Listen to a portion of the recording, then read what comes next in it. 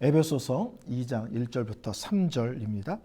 그는 허물과 죄로 죽었던 너희를 살리셨도다. 그때의 너희는 그 가운데서 행하여 이 세상 풍조를 따르고 공중의 권세 잡은 자를 따랐으니 곧 지금 불순종의 아들들 가운데서 역사하는 영이라. 전에는 우리가 다 그 가운데서 그의 육체의 욕심을 따라 지내며 육체와 마음이 원하는 것을 하여 다른 이들과 같이 본질상 진노의 자녀이었더니. 아멘. 오늘 에베소서 2장 1절부터 3절까지 말씀을 통해서 세 가지 죽음이라는 제목으로 말씀을 증거하겠습니다. 대표 기도를 할 때 의외로 많은 분들이 이렇게 기도하는 걸 들어보셨을 거예요. 죄와 허물로 죽을 수밖에 없는 우리를 살리신 하나님 감사합니다. 근데 성경은 죄와 허물로 죽을 수밖에 없는 우리를 살리셨다고 하지 않고 정확하게 표현합니다. 이미 죽은 우리를 살리셨도다. 이렇게 얘기합니다. 허물과 죄로 죽은 우리를 살리신 것입니다. 정확하게 말하면 허물들과 죄들입니다. 복수로 되어 있습니다. 근데 바울 서신을 보면 이 허물과 죄라는 말을 거의 동의어로 쓰고 있습니다. 허물도 의미가 따르고 죄가 의미가 다르지만 바울은 두 개의 단어를 거의 동의어로 쓰고 있습니다.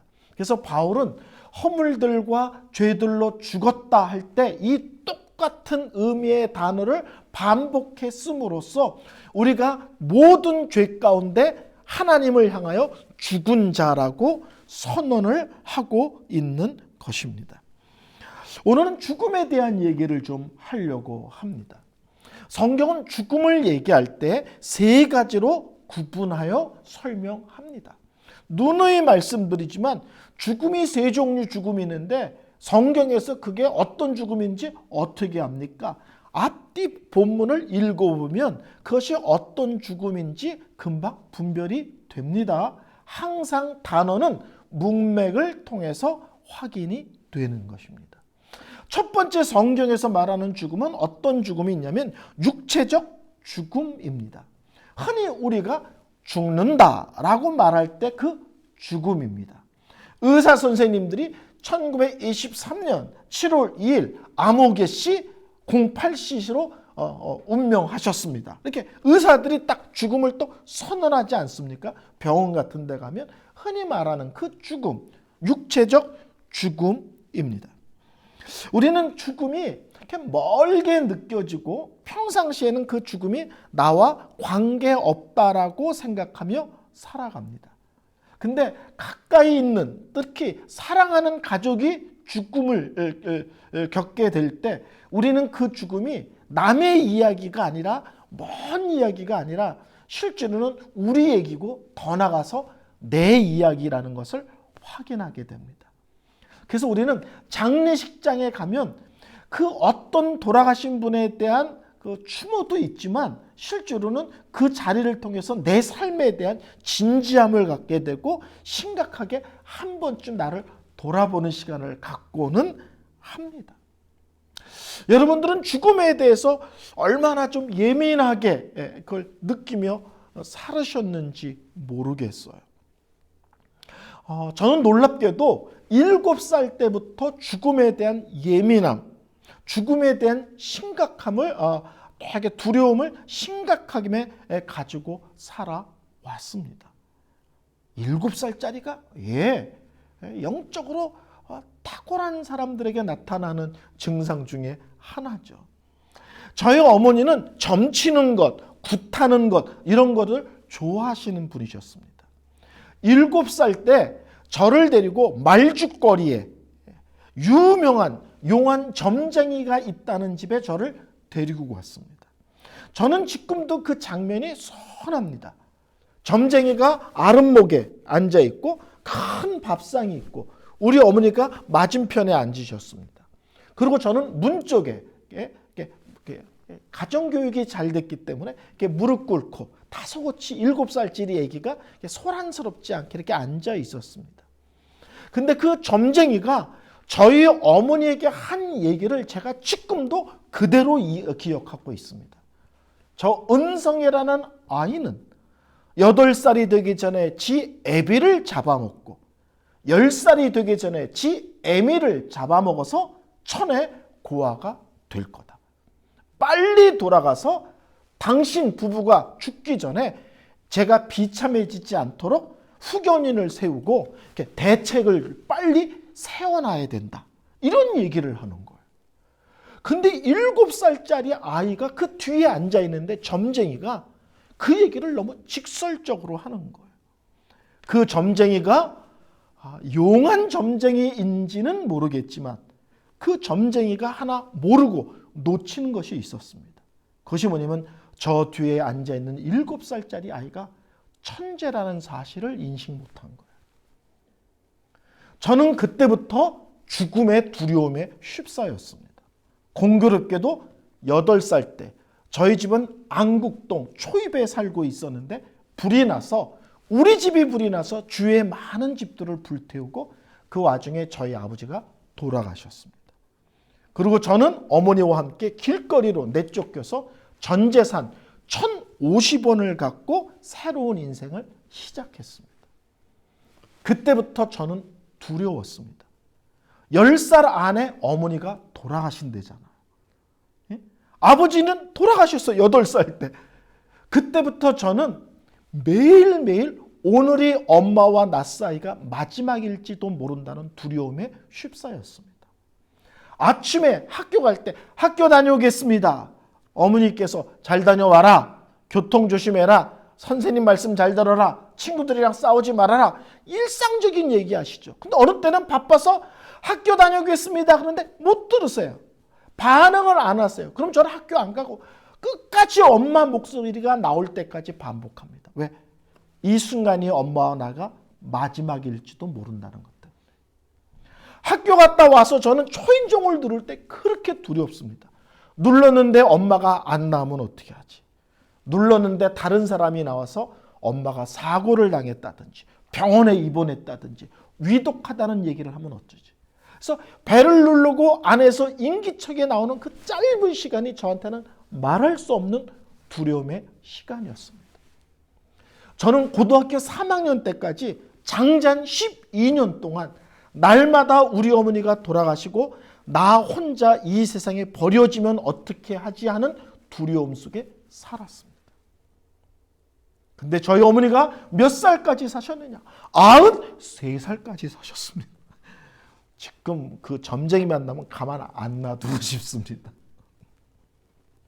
두 번째, 제가 죽음에 되게 심각하고 또 죽음에 대한 두려움을 갖게 된 이유 중에 하나는 저희가 망하고서 어떻게 하다 보니까 어디 가서 살게 됐냐면 벽제 화장터 입구에 가서 살게 됐습니다. 옛날에는 서울에 화장터가 하나밖에 없었습니다. 벽제 화장터. 그 화장터 정문하고 붙어 있는 집이 저희 집입니다. 아침에 눈을 뜨면 에고 하는 곡소리로 하루를 시작해서 에고 하는 곡소리를 들음으로 하루가 마무리 짓습니다.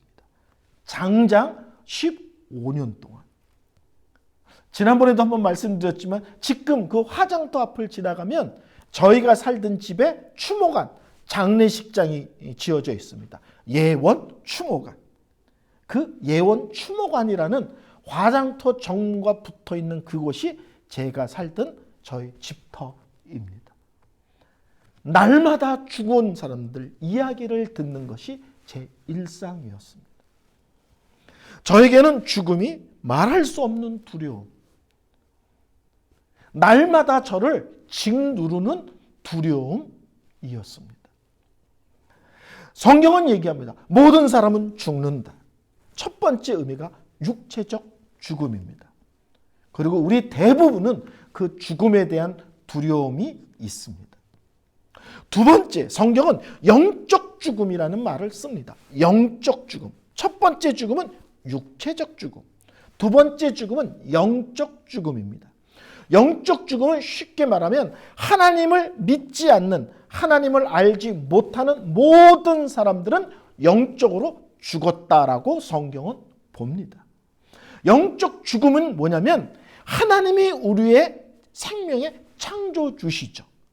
그리고 우리 모든 것은 하나님으로부터 공급을 받아야만 됩니다. 그런데 하나님을 믿지 않습니다.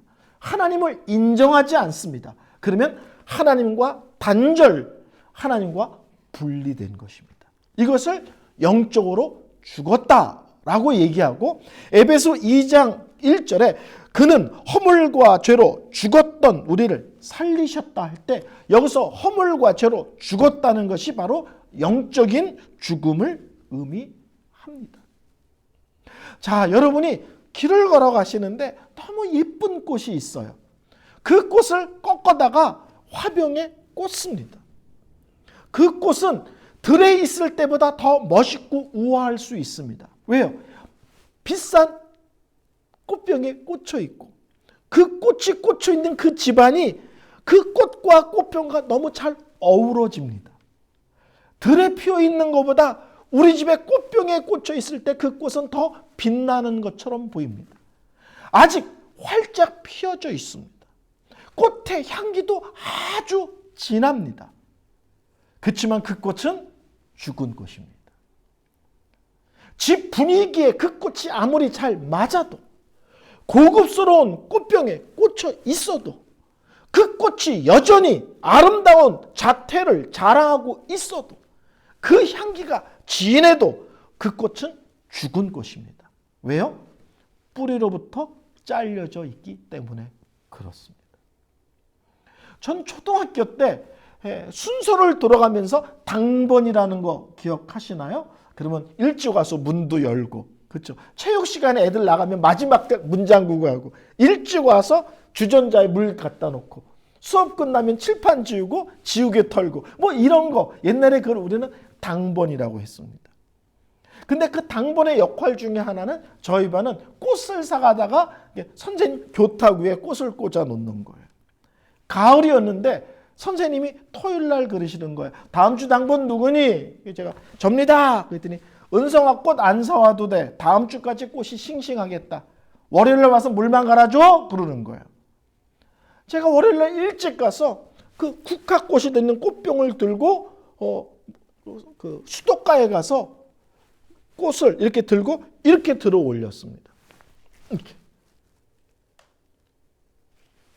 어떤 냄새가 났을까요? 이거를 설교 시간에 구체적으로 설명할 때 여러분들이 오늘 점심을 못 드실 것 같은데, 고구마를 먹고 달걀 노른자를 한 5개는 먹어. 그리고 변비가 있어서 일주일 동안 화장실을 못 갔어. 근데 주위에 사람이 있어서 방구를 눌러서 소리 없이 슬그머니 꼈어. 걷을 때 나는 그 썩은 냄새 아십니까? 올리는데 화장실 냄새라고 하기에는 하여튼 막 썩고 구역질 나는 냄새가 나는 거예요. 꽃을 이렇게 들었는데 제가 너무 놀랐어요. 국화꽃이 여전히 활짝 피어 있어. 국화꽃의 아름다운 은은한 향기가 여전히 있어. 근데 꽃병에서 이 꽃을 드는 순간 밑에서는요, 썩어서 냄새가 나는 거예요. 여러분, 뿌리와 연결되어 있는 꽃은 썩어서 냄새나지 않습니다. 꽃이 지고 잎이 진 것 같지만 새해가 되면 싹이 났고 꽃이 피고 열매 맺습니다. 뿌리로 단절된 꽃은 아무리 예쁘고 비싼 꽃병에 꽂혀 있다 할지라도 이미 죽은 꽃입니다. 이미 썩어서 냄새가 나는 꽃입니다. 성경은 얘기합니다. 하나님이 우리의 창조주시다. 그분이 우리의 생명의 근원이시다. 그리고 우리는 모든 것이 그분과 연결되어야 되고 모든 것을 그분으로부터 공급받도록 창조된 존재다. 근데 하나님을 인정하지 않아. 하나님과 연결되어 있지 않아. 그러면 하나님은 그 사람이 공부를 많이 했던, 재산을 많이 갖고 있던, 온갖 우아한 짓을 하던, 윤리 도덕적이던 그 사람이 어떤 사람이든 하나님 쪽에서 보면 그 사람은 죄로 말미암아 썩어 구역질 나는 인생입니다. 거룩한 하나님 입장에서 보면 하나님을 인정하지 않는 자, 하나님을 믿지 않는 자, 하나님 앞에 나와 무릎을 꿇고 하나님을 하나님으로 인정하지 않는 모든 사람들은 인간의 눈으로 보면 부러울 수 있어요. 공부 많이 했대, 집안이 좋대, 재산이 많대, 얼굴이 이쁘대, 키가 크대, 옷을 명품으로 둘렀대, 어떤 것을 갖다 드려도 하나님 입장에서 보면 죄로 말미암아 썩고 구역질 나는 죄악된 인생일 뿐이라는 것입니다. 그래서 이 영적인 죽음, 하나님과 단절된 사람들의 특징은 뭐냐면 자기 스스로 하나님을 알아보지 못합니다. 왜? 죽었습니다. 그러므로 하나님에 대하여, 영적인 것에 대하여, 영원한 것에 대하여 우리 스스로 반응할 능력이 없다는 거예요. 혹시 집안에 예수 안 믿는 분들 계실 때 속상하잖아요. 그렇죠? 너무 예수를 안 믿으면 그때 우리 속에 이런 생각을 하잖아요. 예수님이 꿈에 나타나셔서 얘야 교회에 나가거라 한마디만 해주셨으면 뭐 이런 생각하지 않습니까? 또는 우리 목사님이 능력이 있어가지고 막 기도할 때 그 사람 앞에서 아픈 사람이 벌떡벌떡 나서 막 뛰는 거 보면 꼼짝 못하고 신앙생활 할 텐데 우리는 그런 생각을 할 때가 많이 있습니다. 근데요, 성경은 아니라고 얘기합니다. 예수님이 꿈에 나타나도 내 안에서 놀라운 능력이 나타나도 그 사람은 그것을 보고 하나님을 믿거나 하나님에 반응하지 않는다는 거예요. 정확하면 할 수 없다는 것입니다. 여러분이 집에 가서 요한복음 6장을 다시 한번 읽어보세요. 요한복음 6장은 아주 깁니다. 아주 길어요. 그 요한복음 6장은 오병이어의 기적을 얘기합니다. 오병이어의 기적 앞에 예수님은 온갖 병을 고치셨습니다. 온갖 병을 고치셨지만 당사자가 아닌 사람은 구경꾼일 뿐입니다. 그렇죠? 저 집에 애가 낳대, 저 집에 아버지가 낳대, 다 방관자죠. 구경할 뿐입니다. 근데 오병이어의 기적은 그 앞에 있었던 모든 사람들이 한 명도 빠짐없이 예수님께서 행하신 기적을 자기 눈으로 보았고 손으로 만졌고 자기가 입에서 눕고 씹어 삼켰습니다. 다 기적을 체험했습니다. 두 번째, 예수님께서 자기 코앞에 계십니다. 근데 놀랍게도 이 사람들이 예수님께서 기적을 행하시자 이분이 구약에 약속된 그 메시아, 구원자, 하나님 아들이시구나 라고 반응한 것이 아니라 이분을 임금 삼으면 먹을 걱정, 병 걱정 안 해도 되겠구나. 이분을 임금 삼자라고 달려듭니다. 그때 예수님께서 그 자리를 피하시죠. 그때 사람들이 이 예수님을 찾아 나섭니다. 이것을 가장 쉽게 표현할 수 있는 게 한국의 유명한 서세훈이라는 그 개그맨이 최근에 죽었죠. 그 사람이 만든 유행어가 딱 맞습니다. 이 사람들이 예수님의 기적을 보고 그 자리를 피하신 예수님을 찾아 나서는데 물 건너시오, 바다 건너시오, 뗏목 타고 건너시오, 쇼 이런 얘기 들어보셨어요? 옛날 유행어인데 물 건너서 바다. 예수님이 어디 계신 거야? 예수님 찾아야 돼. 예수님 찾아야 돼. 난리가 난 거예요. 그리고 기적같이 예수님을 만났습니다. 근데 길을 쓰고 찾아온 이 사람들을 예수님이 칭찬하시는 것이 아니라 면박을 주십니다. 너희들은 내가 누군지를 알았기 때문이 아니라 단순히 먹고 배불렀기 때문에 이렇게 나를 찾아 난리 친 거다. 그러면서 그때부터 말씀을 전하십니다. 여러분, 예수님이 설교하셨다. 첫째, 은혜로우시겠죠. 두 번째, 쉽겠죠. 세 번째, 재밌겠죠. 안 그런가요? 저는 예수님이 설교하시면 분명히 은혜로웠을 것 같아요. 근데 재밌었을 것 같아요. 또 쉽게 설명했을 것 같아요. 근데 사람들이 예수님의 설교를 듣고 뭐라고 말하냐면 어렵도다. 뭔 말인지 모르겠도다. 예수님을 봤어요. 기적도 봤어요. 말씀도 풀어주세요. 근데 뭔 말인지 모르겠다는 거예요. 그 다음 결론이 너무 무섭습니다. 다 떠나고 많은 사람이 떠나고 다시는 예수를 쫓지 않더라. 요한복음 6장 66절부터 69절 말씀입니다. 그때부터 그 제자 중에서 많은 사람이 떠나고 다시 그와 함께 다니지 아니하더라.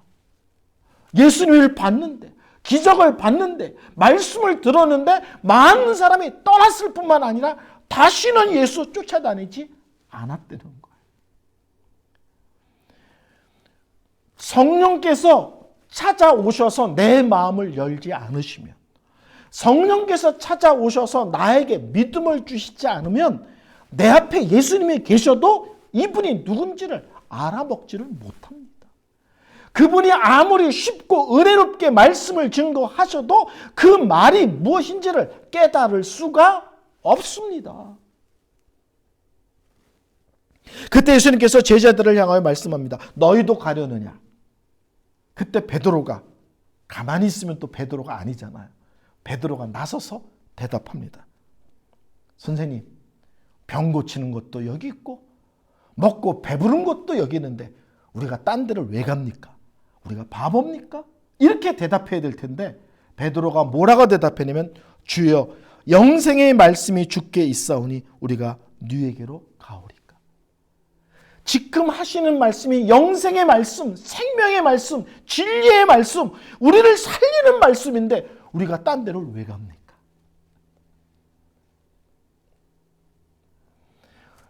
영적으로 죽은 사람의 특징은 스스로 자기 능력으로 하나님을 믿을 수 없습니다.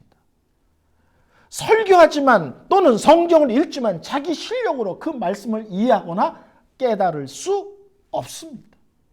근본적으로 자기 스스로 하나님을 믿을 능력이 없습니다. 왜요? 죽은 자거든요. 죽은 자.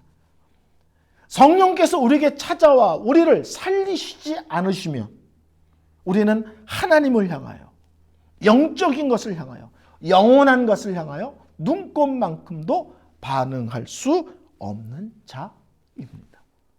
그래서 혹시 여러분이 난 구원받았나? 라는 의심이 생길 때 그 구원받았는지 안 받았는지를 확인할 수 있는 방법 중에 하나가 뭐냐면, 설교를 들을 때 그게 내게 기쁨이 되는가, 은혜가 되는가, 믿어지는가, 이 말씀이 나에게 받아들여지는가를 보면 알 수 있습니다. 왜?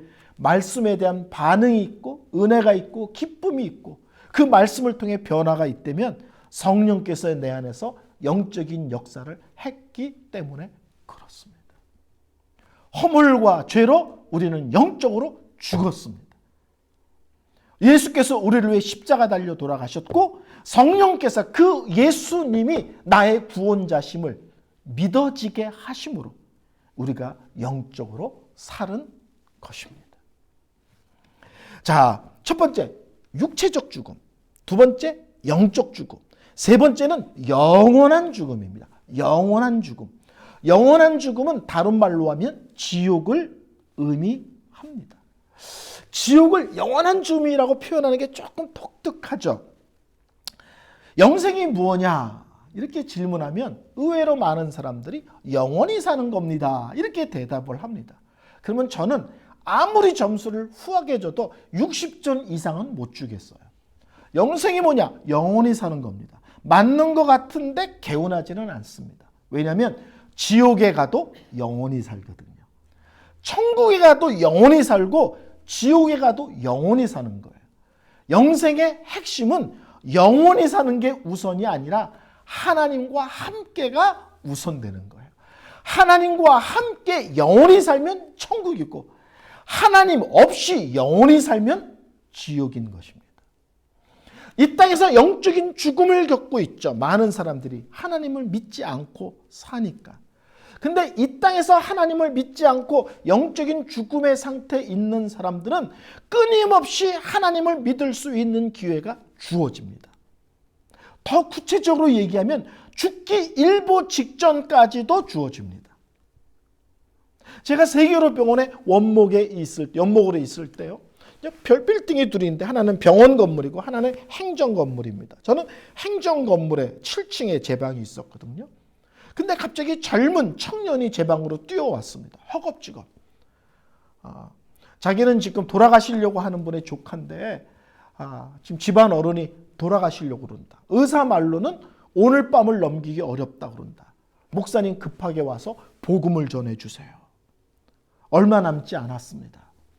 그래서 저도 허겁지겁 병원 건물로 가서 그 환자 병실을 열었더니 식구들이 벌써 와서 이렇게 둘러 서 있는데, 이분은 숨이 너무 가빠서 누워있지 않고 이렇게 비계를 받치고 앉아 계신데 숨을 제대로 쉬기 어려울 정도로 너무 힘들어 하셨어요. 숨 쉬는 거를요. 그래서 제가 그 할아버지에게 복음을 전했습니다.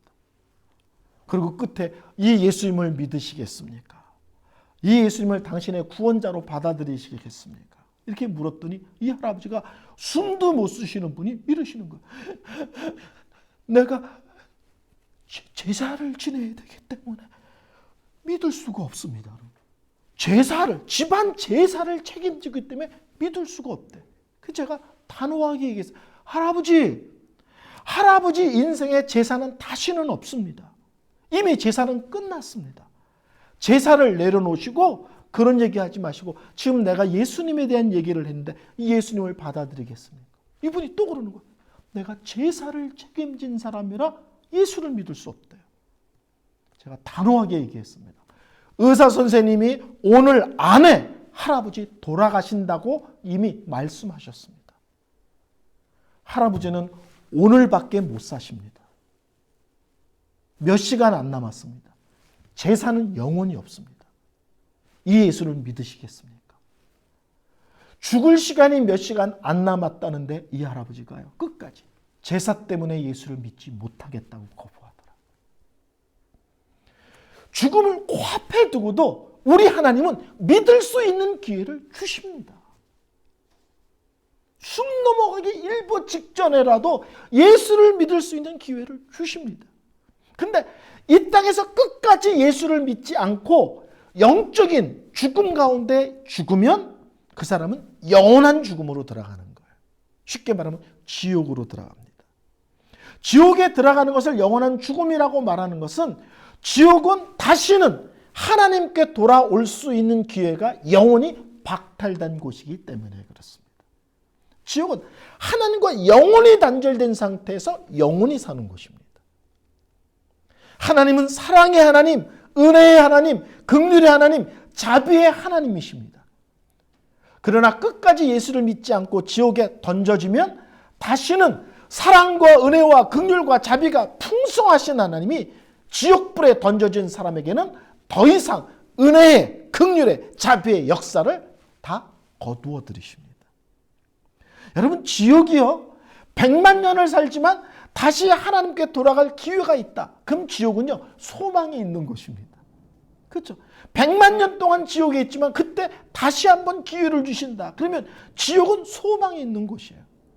그러나 이 땅에서 끝까지 예수를 믿지 않고 영적 죽음 가운데 죽은 사람은 지옥에 떨어져 영원한 죽음, 하나님과 영원히 단절된 상태, 다시는 은혜와 긍휼과 자비와 그 하나님의 어떠한 것도 눈꼽만큼도 다시는 허락되지 않는 곳에 떨어져 영원히 그 안에 거하게 됩니다. 이 땅에서 하나님 없이 산 사람은 영적으로 죽은 것이고요. 끝내 그 가운데 죽은 사람은 영원히 하나님 없는 인생을 사는 것입니다. 그것을 지옥이라고 말하고, 다른 말로 하면 영원한 죽음, 다른 말로 하면 영원히 하나님과 단절된 인생이라고 설명합니다. 그래서 성경은 우리를 세 가지 죽음으로 얘기합니다. 육체적 죽음, 영적 죽음, 영원한 죽음. 근데 이 죽음이라는 것은 아담이 죄를 지음으로 이 땅에 들어와 우리를 지배하게 된 것입니다. 여러분, 우리는 예수를 믿습니다. 예수를 믿는다는 것은 다시 예수님으로 말미암아 하나님과 우리가 다시 연결되어진 것입니다. 생명의 창조자, 생명의 근원자, 생명의 공급자와 예수 그리스도로 말미암아 다시 연결된 거고요. 그러므로 우리는 다시금 산 자입니다. 그리고 이 땅에서 예수를 만나 산 자들은 천국에서 영원히 하나님과 함께 살게 됩니다. 이 땅에서 우리는 육체적으로 죽지만 그러나 하나님은 우리를 부활케 하십니다. 죽는 것 같지만 그러나 다시 살리시는 놀라운 은혜의 역사, 생명의 역사가 우리에게 주어졌습니다. 저는 예수를 믿는 것은 여러 가지로 설명할 수 있지만 그 중에 하나가 죽음으로부터의 자유, 죽음의 두려움으로부터의 자유가 예수의 십자가와 부활을 통해서 우리에게 주어졌다고 확신합니다. 예수께서 죽음에서 부활하신 것은 죽음을 해결하셨다는 뜻이고요. 죽음을 이기셨다는 거예요. 그래서 예수님은 부활을 통해서 죽음을 이기셨다라고도 말할 수 있지만 예수님은 자기의 죽음을 통해서 죽음을 해결하시고 자기의 죽음을 통해서 죽음을 이겨내신 분이십니다. 그래서 우리가 예수께서 부활하셨다는 게 우리에게 얼마나 소망인지 모르겠어요. 죽음을 이기신 분이 우리에게 영원한 생명을 주실 수 있는 유일한 구원자, 유일한 생명의 공급자이시기 때문에 그렇습니다. 저는 우리 사랑의 교회 성도들이 죽음으로부터의 또는 죽음의 두려움으로부터 자유로워지는 믿음 안에서 천국에 대한 분명한 소망과 확신, 그리고 이미 이 땅에서부터 우리는 영생을 얻은 자로 살고 있음을 의심치 않고 확신 가운데 소망 가운데 사는 성도들 되시기를